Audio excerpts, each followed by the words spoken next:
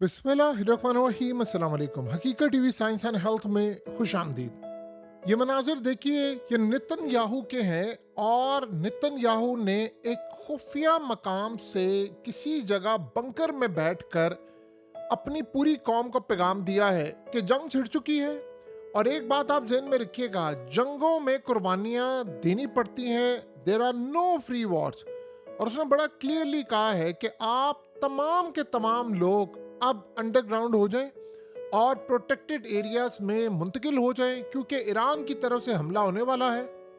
हम इस बारे में कुछ नहीं बता सकते कि कितनी देर तक आपको बंकर्स में रहना पड़ेगा, कितनी देर तक महफूज मकामात में रहना पड़ेगा, लेकिन ईरान इस वक्त अटैक करने के लिए जा रहा है ड्रोन्स, मिसाइल और दीगर चीज़ों से।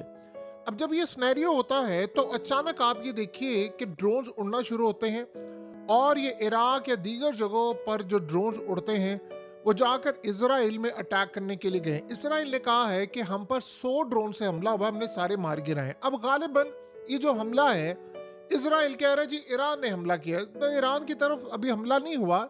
लेकिन ये चाहे वो इराक की साइड से उड़े हों या ये शाम के अंदर से किसी जगह से भी उड़े हों, लेकिन ये ड्रोन्स उड़े हैं और इसराइल ने कहा है हमने इनको मार गिराया। क्योंकि ईरान जब जाहिर सी बात है अटैक करेगा तो उन्होंने मिसाइलों के साथ अटैक करना है, उन्होंने मुकम्मल तौर पर अटैक करना है पूरी एक खेप के साथ। और वो खाली ऐसा नहीं है कि इतना बड़ा हमला किया है जिसमें उनके टॉप के जर्नैल मार दिए, उन्होंने आर्मी चीफ मार दिया है, चीफ ऑफ डिफेंस स्टाफ मार दिया है, उन्होंने बड़े बड़े लोग मार दिए हैं। और आप इमेजिन कीजिए कि अब वो किसी भी वक्त आयतुल्लाह अली खामनेई ईरान के सुप्रीम लीडर को हिट कर देंगे। जो सबसे बड़ी डेवलपमेंट हुई है, अब नेतन्याहू ने कौम को कहा है कि सारी कौम इस वक्त अंडरग्राउंड चली जाए और आपको पता नहीं है कि किस तरह की वॉर अब डिक्लेयर होने वाली है। यहाँ जो सबसे बड़ा मामला सामने आया वो बड़ा हैरान कर देने वाला है कि इसराइल ने 200 जेट्स लेकर हमला किया। 200 जेट्स, यानी इसराइल के 200 तैयारे गए और हमला करने के लिए। और आप ये देखें ये मनाजिर, दोबारा वो अटैक उन्होंने करना शुरू कर दिया है।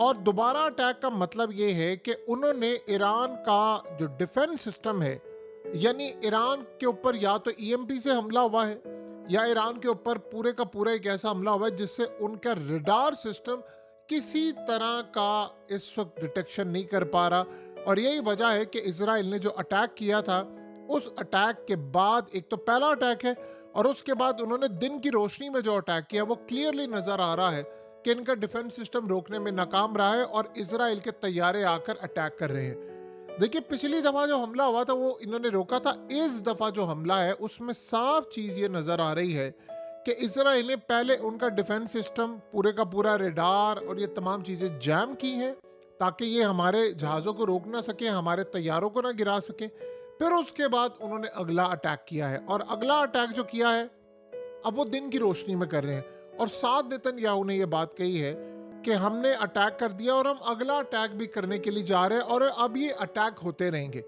इसमें सबसे बड़ी जो सबसे खतरनाक सूरत हाल है वो ये है कि इर्द गिर्द के जितने लोग हैं वो इस हमले में शामिल हैं। जो मर्जी आप कह लें, ईरान की फौज से लेकर ईरान के अंदर टॉप लेवल के लोग जिन्होंने इस्माइल हानिया की मुखबिरी की, जिन्होंने याहिया सिनवार और इवन के आप इमेजिन कर लें हसन नसरुल्लाह से लेकर ये तमाम लोगों की मुखबिरी की, जिन्होंने कासिम सुलेमानी की मुखबिरी की, जिन्होंने अब तक ये army chief, chief of staff, ये सबकी मुखबिरी की, ये टोटल जितने लोग हैं ये सारे के सारे ईरान के अंदर मुखबिर बैठे हुए थे और उन्होंने ये काम किया। वरना आप अंदाजा कर लें कि इसराइल ने, चले इस बात पर तो बहस हो सकती है कि उनके यानी किस तरह अटैक वो कर रहे हैं, उन्होंने डिफेंस सिस्टम डिसेबल कर दिया। जाहिर सी बात है ये चाइना की बहुत बड़ी नाकामी है, ये आप नाकामी समझ लें, रूस की बहुत बड़ी नाकामी है, उसका पूरे का पूरा डिफेंस सिस्टम नाकाम हुआ है यहाँ पर।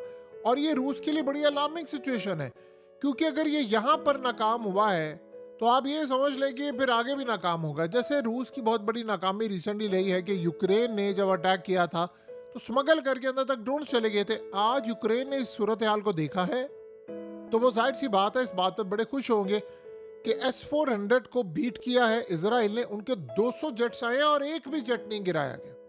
और ये सूरत हाल अब तक की सबसे खतरनाक सूरत हाल है। अब देखना ये है कि वो क्या करते हैं, यानी ईरान की जानिब से मामला क्या होता है। इस वक्त ये जो ड्रोन्स इस वक्त फिजा में आए हैं, जॉर्डन ने अपनी एयर स्पेस खोल दी है इजराइल के लिए कि इजराइल के तैयारे इन ड्रोन्स को गिरा रहे हैं। ये गालिबन ईरान की तरफ से हमला नहीं है, क्योंकि ईरान इतना छोटा हमला नहीं करेगा। जब वो करेंगे तो वो बड़ा भयानक हमला करेंगे, और जाहिर सी बात है उनको थोड़ा टाइम चाहिए। वो मे भी हो सकता है अगले चंद घंटे के बाद वॉर डिक्लेयर तो उन्होंने कर दिया ऑलमोस्ट, अब ऑफिशियली भी अनाउंस हो गया है। बस वो पूरी अब ये जंग, अब ये स्ट्राइक तक महदूद नहीं रहेगी। इस सारे मामले में जो सबसे खतरनाक सूरत हाल सामने आई है कि ये किसी भी वक्त आयतुल्लाह अली खामनाई को हिट करने के लिए जा रहे हैं। इन्होंने F-35, F-16 और F-15 फाइटर जेट्स का इस्तेमाल किया। अब सोचें कि F-16 और F-15 ये तो आम रूटीन में आप आसानी के साथ गिरा सकते हैं। तो अगर ये आप जेट्स नहीं गिरा पा रहे तो इसकी एक ही बड़ी क्लियर सूरत हाल है कि ईरान के डिफेंस सिस्टम को सबसे पहले इन्होंने डिसेबल किया है। डिसेबल करने के बाद दोबारा इन्होंने अटैक किया। अब इजराइल कहता है कि जी हमने 200 जंगी तैयारों से हमला किया है, ईरान की एटमी ताकत को हमने तकरीबन 50 साल पीछे धकेल दिया। उन्होंने कहा जी मिलिट्री टारगेट्स पर हमले जारी रखेंगे, यानी अब मजीद अटैक करने के लिए जा रहे।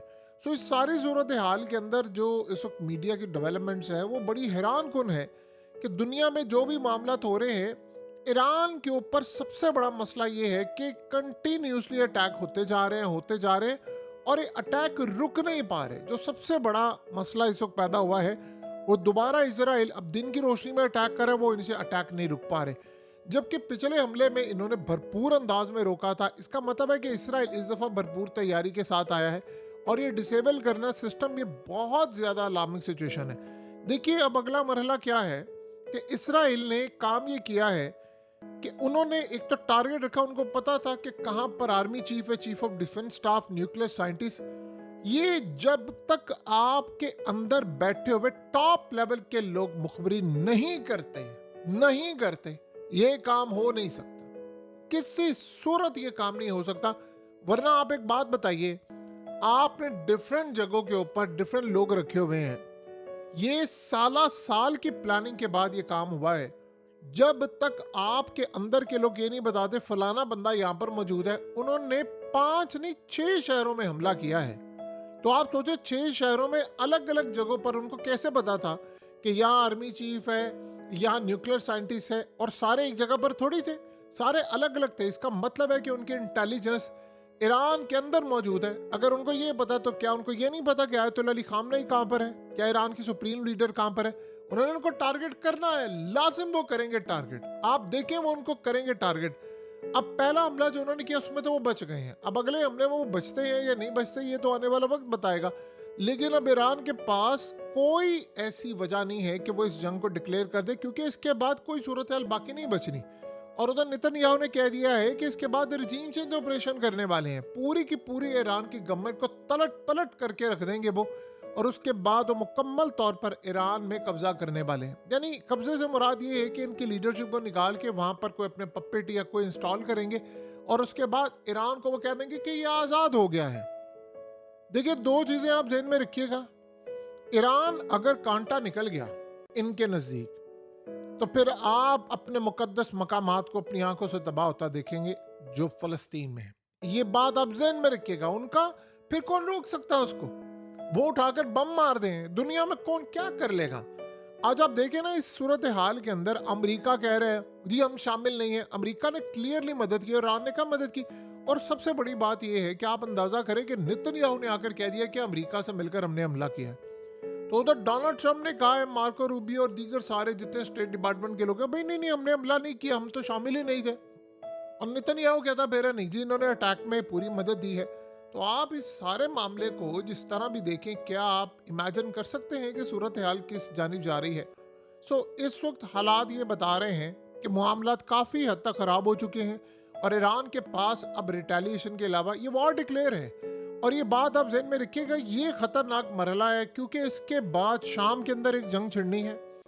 इसके बाद यमन पूरी तरह इन्होंने तबाह करने की कोशिश करनी, क्योंकि देखिए अगर तो ईरान डिसेबल यानी देखता है अपना डिफेंस सिस्टम को, तो क्या वो यमन में नहीं करेंगे? भरपूर अंदाज में वो स्ट्राइक करेंगे। 200 जेट से हमला करना, एक भी जेट ना गिर पाए, एक हमला ना रुक पाए, ये क्लियरली अंदाजा करता है कि क्या मामला खराब है। अब अगला मरहला ये है कि जब इजराइल अटैक करेगा तो फिर तबाही कितनी आती है ये हम सब ने देख ली। लेकिन जब ईरान अटैक करेगा तो क्या इसराइल रोक पाएगा? अगर इसराइल ने वो हमला रोक लिया तो फिर शायद ईरान के पास इस जंग को जीतने की दूर दूर तक कोई उम्मीद नजर नहीं आएगी, क्योंकि अब सबसे बड़ा मामला ये पिछली दफा उन्होंने किया था, बड़ा जबरदस्त अटैक था।